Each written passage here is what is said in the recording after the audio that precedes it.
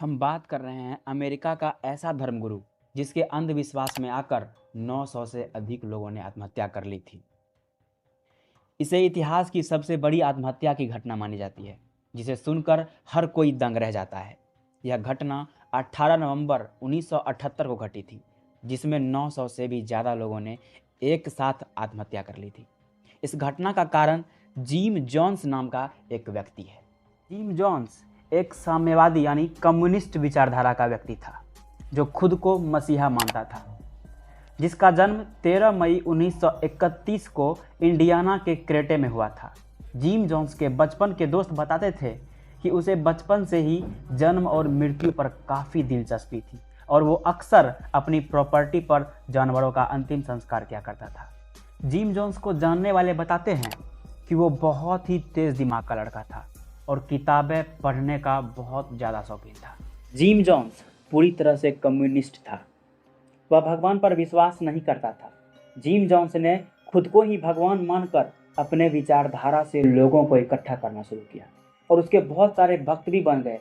अब वो खुद को धर्म गुरु मानने लगा, इसलिए वह ज़रूरतमंद लोगों की मदद करने के लिए 1956 में पीपल्स टेम्पल नाम का चर्च बनाया। जिम जोन्स में ऐसी काबिलियत थी कि वह अपनी बातों से ही लोगों का दिल जीत लेता था। यही कारण है कि हजारों लोग जिम जोन्स से प्रभावित होकर उसके अनुयायी बन गए थे। जिम जोन्स के कम्युनिस्ट होने के कारण उसके विचारधारा अमेरिकी सरकार से नहीं मिलती थी, इसलिए जिम जोन्स ने गुनाया के जंगलों में अपना एक अलग ही गांव बसाया और अपने बनाए इस गांव को जॉन्सटाउन नाम दिया। उनके अनुयायी उनसे इतने प्रभावित थे कि वे भी जिम जोन्स के साथ रहने आ गए। जिम जोन्स खुद को भगवान सोचने लगा था और अपने द्वारा बसाए गए गांव को अपने ही तरीके से चलाने लगा। उसने गांव के चारों तरफ से कूड़ा बंद कर दिया। जिम जोन्स अनुयायियों से दिन भर काम कराता था और रात को अपने भाषण सुनाता था। अंदर से किसी भी लोगों को बाहर जाने की अनुमति नहीं थी। अगर कोई थोड़ी भी गलती करता तो उसे बहुत मारा पीटा जाता और बहुत कठोर सजा दी जाती। रात में भी लोगों को सोने देने के बजाय जिम जोन्स के ही भजन सुनाए जाते थे। कोई व्यक्ति वहां से भाग न जाए, इसलिए उसके सिपाही गांव के चारों ओर रात दिन पहरा देते थे। अब धीरे धीरे जिम जोन्स की असलियत कुछ अनुयायियों को भी पता चलने लगा, लेकिन वे वहां से निकलने के लिए कुछ नहीं कर पा रहे थे।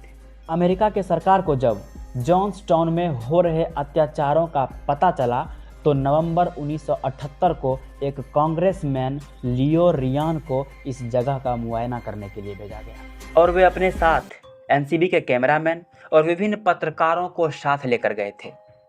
लियो रियान 15 नवंबर को गुनाया पहुंचते हैं, जहां जिम जोन्स लियो और उनके साथियों का अच्छे से स्वागत करता है और एक समारोह भी रखता है।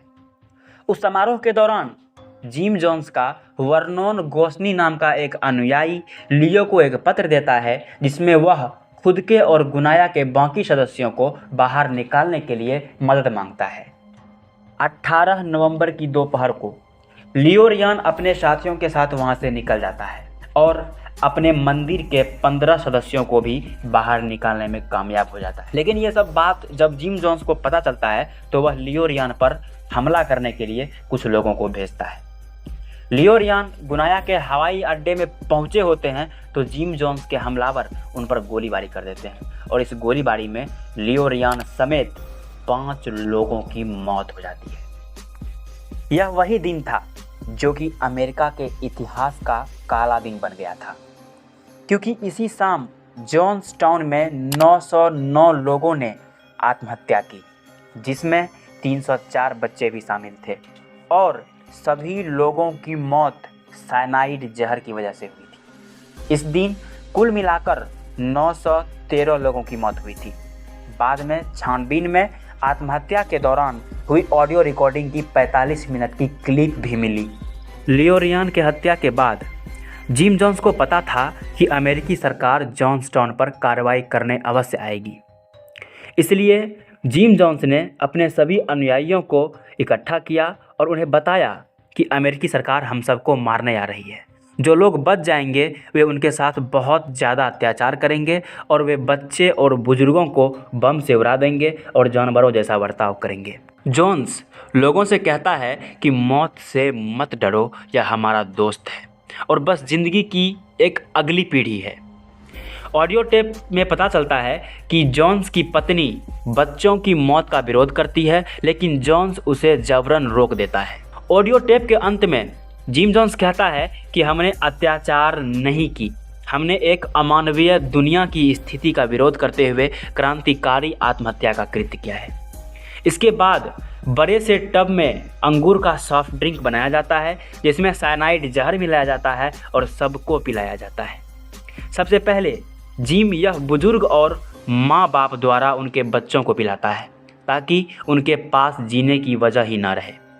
कुछ अनुयायी जिम जोन्स के इतने पक्के भक्त बन गए थे कि जिम कुछ भी कहे तो वो करने को तैयार रहते थे, लेकिन जो ड्रिंक पीने को तैयार नहीं थे उन्हें ज़बरदस्ती पिलाया गया और कुछ ही समय में वहाँ लोगों की लाशें बिछ गई।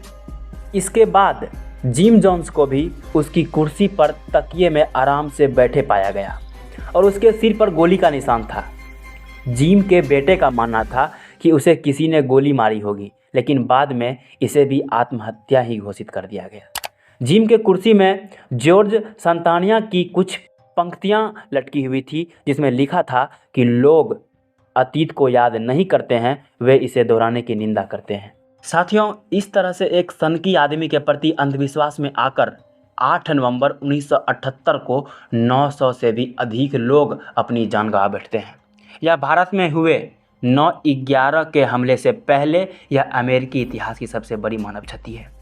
जॉन्सटाउन में हुए इस नरसंहार के ऊपर द स्क्रैमेंट जैसी फिल्म भी बन चुकी है।